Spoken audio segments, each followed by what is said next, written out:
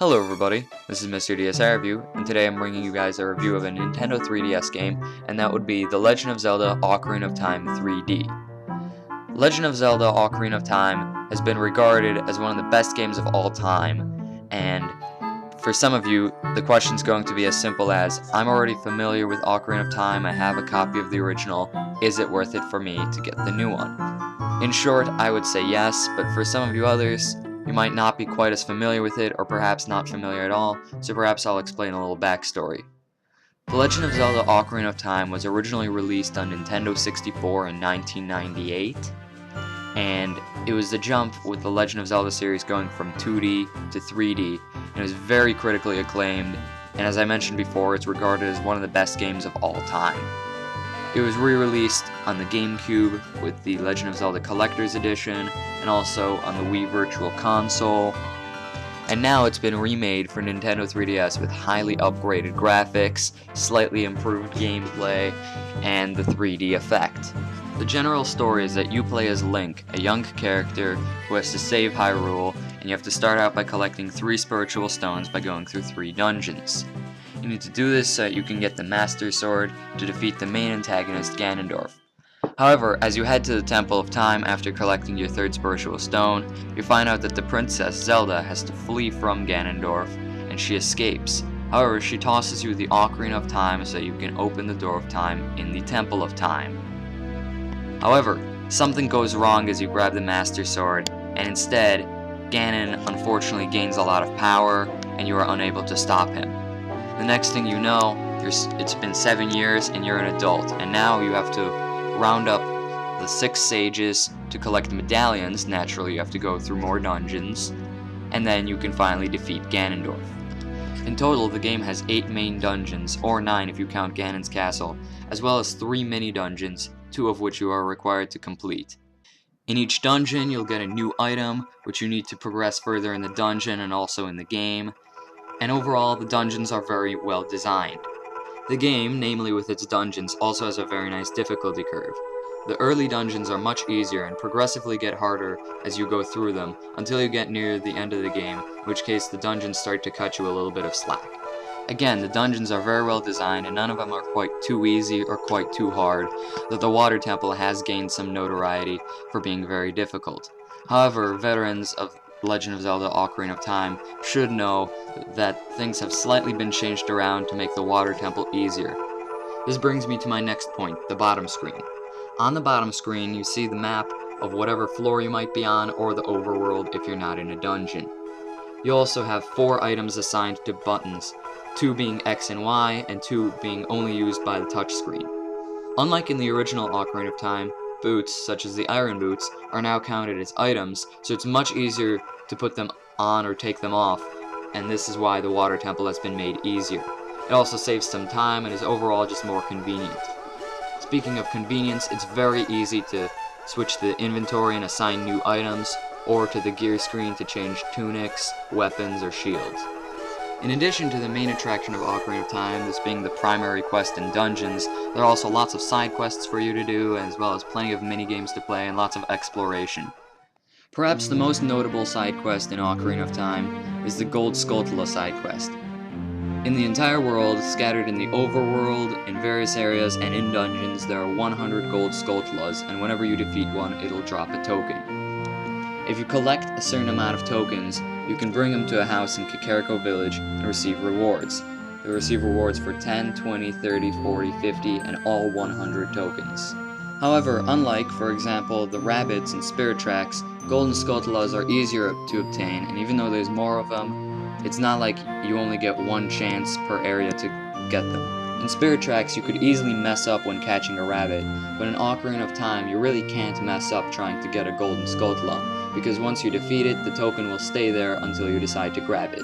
As I mentioned before, there are plenty of other side quests and minigames, many of which will give you upgrades to your items, or pieces of heart. Pieces of heart are an easy way of getting more health in the game. While you'll get a heart container every time you defeat a boss, if you want to get more health, you'll need to collect 4 pieces of heart. Most of the pieces of heart aren't too hard to obtain, but a lot of them aren't immensely easy either, so it makes obtaining them interesting and also there's quite a bit of variety in how you obtain them. So overall, the main quest is very, very well done, and I say it's an excellent remake. Really, nothing was left out, although the rumble feature can't be used, though it has been replaced. The game also now includes gyroscopic controls, which basically means that you use the camera for aiming things such as, for example, the slingshot, the bow, and the hookshot. The gyroscopic controls feel a little bit gimmicky at first, but after a while you get used to them, and I personally think they're excellent. And I highly prefer them over using the control stick. One big question people are going to want an answer to is the 3D good? Now, for many features in Nintendo 3DS, the 3D is a little bit gimmicky or not too great, but in Ocarina of Time 3D, it's excellently done. It's not too 3D, so that it's just obnoxious, but it's 3D enough to look very nice.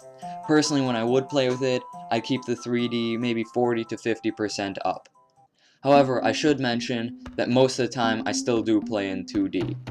However, even this excellent remake and all these upgrades would not necessarily merit the game to be worth spending $40 on when you could just get it for Wii Virtual Console for essentially $10. After you beat the main quest, you unlock Master Quest, which is the same Master Quest that was released long ago on the GameCube, but it's mirrored.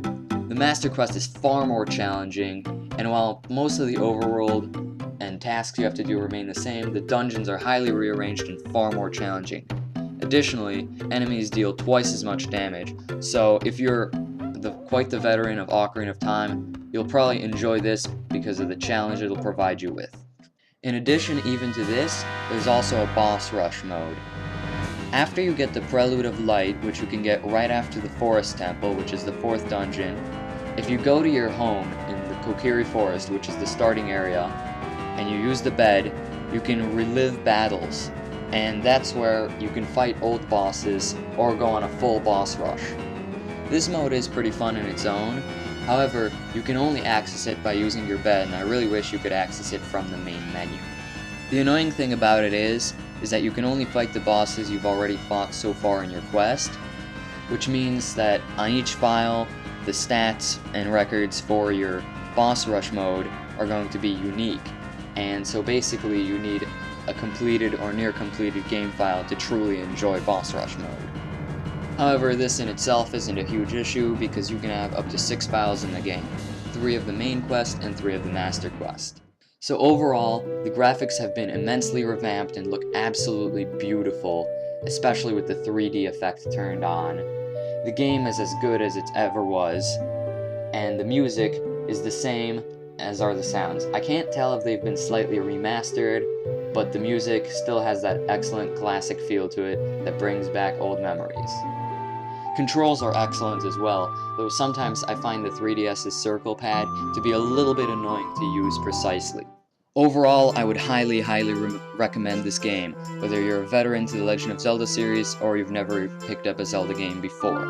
It's absolutely excellent, and if you're new to the series, it will be a great game to start with.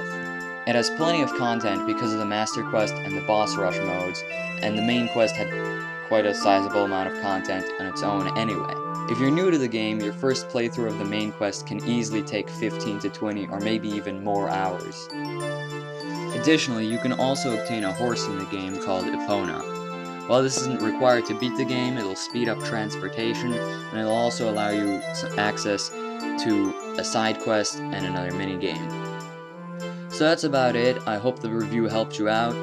And if you like this review, then please rate, comment, subscribe, send this to your friends, check out the written review on my website, also my other reviews, which are on my channel, and I will see you guys next time.